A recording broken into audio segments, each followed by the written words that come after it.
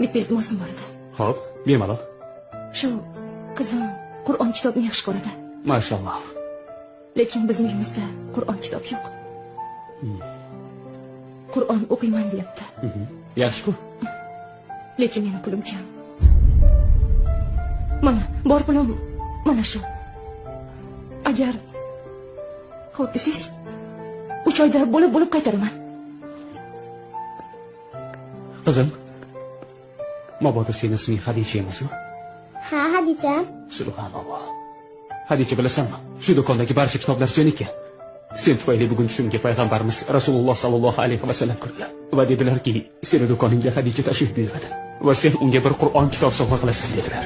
Xohlasang mana shu do'kondagi barcha narsalar seniki. Sen juda ham barakali. Alloh sen mehribon, Allohu Alloh. Seni deb kuydi bu jon.